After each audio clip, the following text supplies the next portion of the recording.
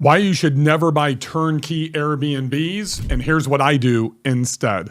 Look, the best short-term rentals aren't turnkey, even though that's the easiest thing to go and buy. Really where you make your money, and the smart investor is going to be investing into ARV, after renovation value. This does a couple of things. I'm going to break this down in this video for you. I'm going to show you how this creates a hedge for you, so you have a way to be able to exit, how you spot undervalued properties, what makes a property a true unicorn, and also real examples of how I have added value after the purchase. So let's dive right in.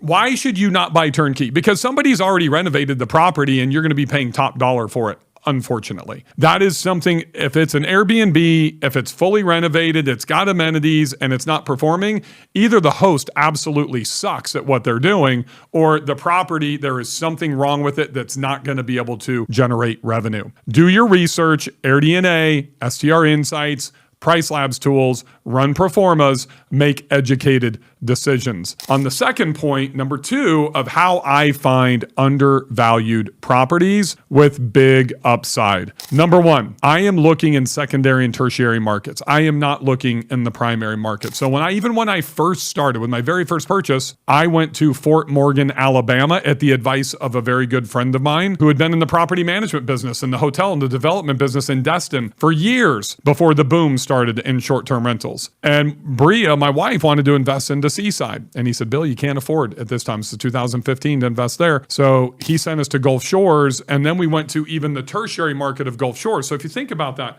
Gulf Shores, Alabama is a tertiary market to Destin. Tertiary market to Gulf Shores is Fort Morgan, Alabama. So we started in Fort Morgan. So there's a reason that I'm there. And I invested into 3 properties there before I actually moved into the Gulf Shores market. Instead of going to the Smokies where the competition was fierce even before COVID, but right in the heart of COVID, I went to Banner Elk, North Carolina, lower barrier to entry, less competition. It doesn't require the $50,000, $100,000 game room. There's no properties there with crazy indoor pools. I don't have to have a pickleball court to be able to compete. I could find a really rock solid property, put $20,000 into a 3-car garage that already had heating, air, and a half a bathroom in it, make it look really nice, go to the top of a mountain, take advantage of 30-mile views. I didn't have to go crazy. So less money to enter the market, less money to renovate, higher values coming back. The rental income was higher on my investment in Banner Elk than if I dropped that same property in a good location in the Smokies. So instead of going to Lake Martin, the biggest lake that people are investing into in Alabama, I went to Smith Lake, Alabama.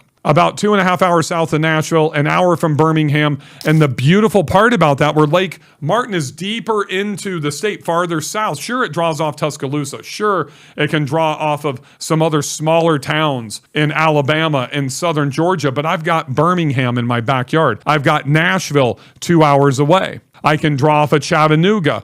I can draw off the entire freaking state of Mississippi because all their lakes are mud pits.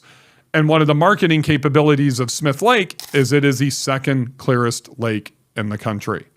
So I'm looking at those marketing opportunities ahead of time. That's how I'm looking for the upside. Look, are you a short-term rental owner just like me? You could be a co-host, maybe even a property manager, and you struggle with the back end, the bookkeeping, the credit card reconciliation.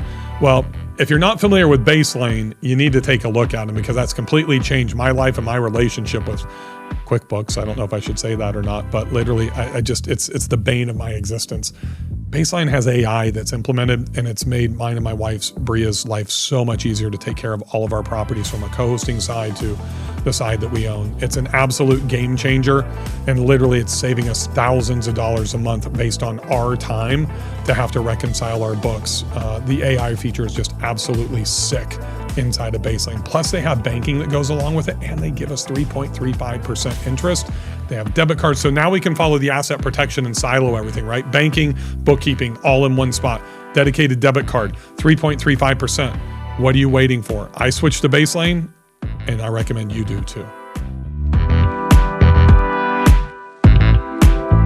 The true unicorn, number 3, I'm looking for properties that need renovation. So I'm looking for a 3-bedroom right in the Zillow listing. And it might say 3-bedroom, 2-bath, but it's got 2,500 or 2,700 square feet. So the first thing I'm doing going through the listing, I'm not looking at the cabinets or the appliances or that type of stuff. I'm looking, where is all that extra room? Do I have room to be able to turn this into a 4-bedroom? Do they have a flex space that already has an egress window, but it just needs a $1,500 wall and door to turn it into a bedroom and add more value? I'm looking for those types of things to be able to create value in every single property, every one that I've ever purchased. I've been able to identify that as a unicorn. Now, really what makes a unicorn is a combination of location, views, and proximity. The true unicorn properties that I have all start from the outside in. They have land, they have views, they have proximity. I mean, the best one that I talk about quite a bit is my Lodge 93. It's my first Montana property. Took me 2 years, 6 months, 8 days to find that property. It sits right on a river with the most amazing views you will ever see. But I also have proximity to that river. It's literally 16 steps off my deck. I've gotten into fly fishing since investing into Montana. I can literally be standing at my Traeger, flipping burgers, and casting a fly into the river. That's how freaking close it is. That means it's easy access for guests to be able to paddleboard, to kayak, to swim, to fish, whereas there's a lot of rivers in Montana that you're up 30 feet and you can be on the river, but you have no access. That's what I'm referring to with proximity. I'm speaking to you guys in the Smokies that have properties in Wares Valley, and you say that you're 10 minutes from Dollywood, and it's really 30 or 40. That's not the proximity that we're talking about. That's how I'm finding a unicorn. I'm looking for the insulation that I create around my property that nobody else can replicate. My last Montana property that I purchased had literally a lake and a stream and 2 dwellings on it, a house and a guest house. There was nothing like that in the market. So that's what makes a property a unicorn. These are the real examples that I'm sharing with you. I just turned down a property in Destin. I just backed out of a deal to literally go with another property in Montana because it has something unique that nobody else has in that market. It's got a 3,500 square foot commercial building on the residential property that's also zoned commercial, so it's really easy for permitting. It gives me multiple options. It's 7,700 square feet. It's going to cost me probably $400,000 to renovate because it is not turnkey, back to number one. It's Golden Girls. It was built in 2005. Actually, my favorite, this is kind of a pro tip, my favorite years, 2003, 4, and 5, that's the best construction, the best bones that I've been able to find around the country. This one falls into it. It was built in 2005. But you know what? The master tub, the master bathroom, every bathroom has never been renovated. So it's going to be a big expense. But that's how I take a $2.75 million property and turn it into a $3.5 million property. By modernizing that house. Sure, I'm paying $375, but I'm also getting a $50,000 seller credit. So really 3.7, if I put 400 into it, I'm in at 3.1, and I've seen the comps. I actually set one of the comps. I am supremely confident this house will be worth 3.4 to 3.5 million by the time I get done to it. But here's the unicorn. That commercial building is currently a wedding venue. So I have multiple options to be able to turn that into a significantly revenue generating asset. And let me share with you what I'm going to do, because nobody has ever done this in the Airbnb space before. Currently, they're doing weddings. I got $60,000 in wedding revenue when we close, and I'll get from the owner as well. And that's going to go for the next 5 weeks for the weddings that are already booked. That's awesome revenue to be able to get right at closing. But I am not planning on doing weddings the following year. That's option number 1. Option number 2 is to just rent it out as an event space. Option number 3 is just turn it into a massive whatever game room for my guests, or put an indoor pickleball court inside of it and let the guests be able to use it. Or I could store all of my toys that I've been looking for a garage to use when I'm in Montana. But here's what I'm doing. I am going to turn it into a pickleball court, because then I can still host events and educational boot camps and B&B camps and stuff like that there as well. All I've got to do is paint the pickleball court. It's already a concrete base. It's climate controlled. It's beautiful. I drop in some couches. I put in some TVs. I put code access. I'm going to build an easy website to where people can make reservations and secure the court when they want to do it. It'll be open 24 hours a day.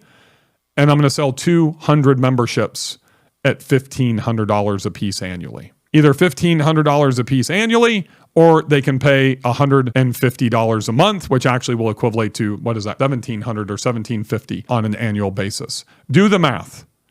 We're talking $350,000 in revenue for that property. That will pay for the entire property. Now my Airbnb revenue is just going to be icing on the cake. And that's something that nobody's doing in our space.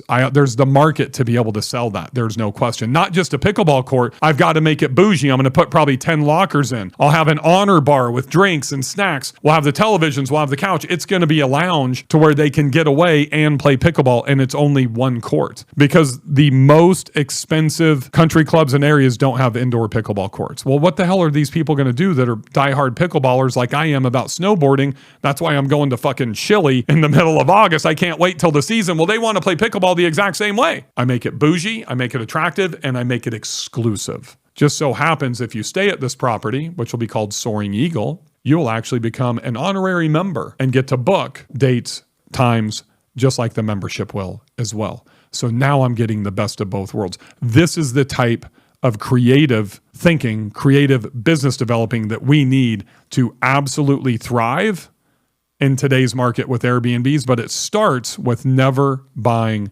turnkey properties. If I've created even an ounce of value for you, please take a second and smash that subscribe button, and I'll see you guys on the next video.